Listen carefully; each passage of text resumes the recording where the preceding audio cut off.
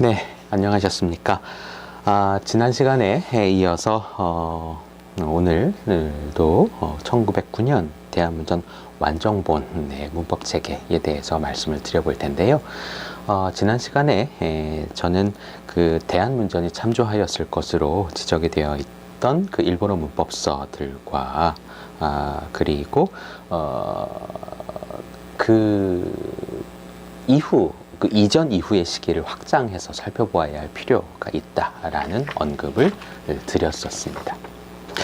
자, 이야기의 화제를 잠시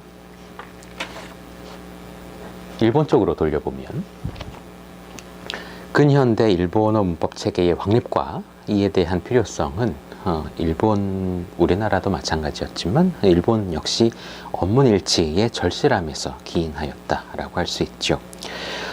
당시 일본어에는 예를 들면 뭐뭐라고 하면이라든지 뭐뭐로 말할 것 같으면에 해당하는 그 당시의 표현 더 이빠를 쓸 때는 더 이즈와 뭐 이런 식으로 썼단 말이에요. 더 이즈와 이런 식으로 표기하거나 뭐뭐와 같은에 해당하는 무슨 너 여니에 대해서 너 야흐니와 같이 쓰는 이와 같은 국어 문법과 문어 문법, 다시 말해서 인말과 글말과의 괴리가 굉장히 적지 않았었습니다.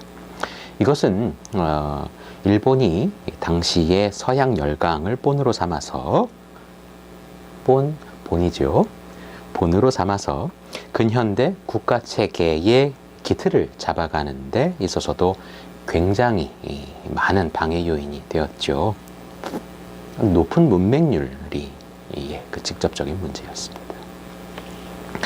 그래서 그 해결책으로 대두된 것 하나가 교육입니다. 그러니까 이를 위해서는 체계적인 서양식 교육제도의 도입, 그리고 표준 학교 문법의 마련이 필요하였던 것이지요. 따라서 메이지 시기 1868년부터 1912년까지인데 이 시기의 일본어 문법서는 교과서로서의 기능이 주요 목적이기도 했어요. 그래서 그 문법학자들의 책 서문을 보면 이 책은 교과서로도 사용할 수 있다라든지 이런 식으로 그런 서문이 적지 않게 보이는 이유도 그런 까닭입니다. 자, 그럼 1909년 대한문전 완정본 간행 전후의 일본어 문법서에서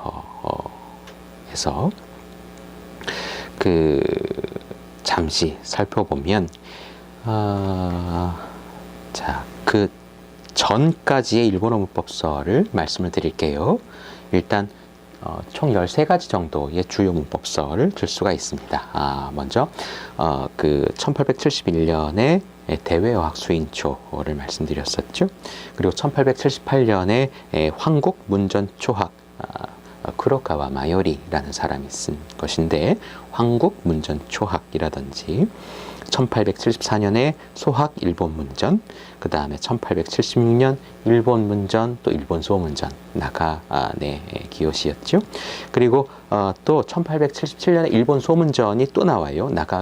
다나카 요시카도에 의해서. 그 다음에 1877년에 또 사토미 다다시에 의해서 아송문법이라는 책이 나오고 1878년에는 모즈메 타가미라는 사람에 의해서 초학 일본 문전이라는 책이 나왔고, 그 다음에 우에다라는 사람에 의해서 1885년에 어학 자제라는 책도 나오고, 오스기 후미코에 의해서 1889년에 어법진함, 그리고 일본 중문전이 1891년에 나오고, 그 다음에 1897년에 광일본 문전, 그리고 1898년에 중등 국문전, 이렇게 들 수가 있겠습니다. 네, 표를 통해서 정리를 해드릴게요. 그리고 이제 20세기 초에 그 일본 문법서를 들어보면 이제 그 오가그라 요시자부로에 의해서 신선 일본 문전 잠시 언급을 드렸던 적이 있죠. 말씀을 드렸었죠. 그리고 1901년에는 일본 소거문전이라는 문법서도 나오게 됩니다. 그 마츠시다 다이자부로라는 유명한 일본 문법가가 썼어요. 그 다음에 1901년 같은 해에 이제 신식 일본 문전 별기라는 책이 이 마스다이라 엔지로라는 사람에 의해서 나오게 되고, 그 이듬해 동일한 인물 마스다이라 엔지로에 의해서 신정 일본 문법 교과서가 나옵니다. 그 다음에 1902년에는 오카다 마사미라는 사람이 이 해설 비평 일본 문전이라는 책을 썼고, 그 다음에 1903년에는 또 오츠키 후미히코가 수정 일본 문법 교과서 학원을 내고요. 그 다음에 1903년에는 일본 문법론이라는 책이 카나자와 즈사부로라는 사람에 의해서 나오고, 이것도 꽤 유명한 책이에요. 그리고 1904년에 오츠키 후미히코에 의해서 그 수정 일본 문법 교과서 상권이 또 개정돼서 나오게 됩니다. 그 다음에 1904년 또 중등 교과 명치문전이라는 책이 하가야이치라는 사람에 의해서 나오게 되고, 그 다음에 언문일치 일본 문전 표해라는 책이 1905년에 나오고, 그 2년 후에 1907년에 이제 또 들 수 있는 주요 문법서 가운데 하나가 신식 일본 문전 원리라는 책이에요. 그 다음에 1908년에 일본 문전 요의가 나오고, 그 다음에 1908년도 이제 익히 여러분들이 들어보셨을 야마다 요시오, 그 다음에 미츠야 시게마스에 의해서 각각 일본 문법론과 고등 일본 문법이라는 책이 간행이 되게 됩니다. 그래서 이번 강좌를 통해서 다루었던 조사를 해보았던 문법서는 총 27권이었어요. 네. 자, 그러면 1909년 대한문전 완정본과 일본어 문법서와의 품사명 비교를 해보겠습니다. 우선 19세기 말과 20세기 초에 소개를 드렸던 문법의 시기로 나누어서 문법서의 시기로 나누어서 말씀을 드려볼게요. 자, 우선 19세기 말경에 들 수 있는 것은 나가가네 마사히로의 1871년 대외어학 수인초입니다. 메이지기 최초의 문법서로 평가가 되고 있고, 일본어 품사의 형용사라는 를 처음으로 적용하였다라는 그 지적이 나와 있어요. 이것은 제가 한 것이 아니라 도기에다 모토기라는 유명한 일본 문법, 일본의 3대 문법 학자 가운데 하나인데, 이 토기에다 씨의 책에서 지적이 된 것입니다. 그리고 이 문법 용어 가운데 품, 그 다음에 시로 품사, 그리고 시제를 각각 나타내고 있어요. 그런데 이 품과 시는 에도기의 서양 문법서 초기 일본어 번역 표현이라고 할 수 있습니다.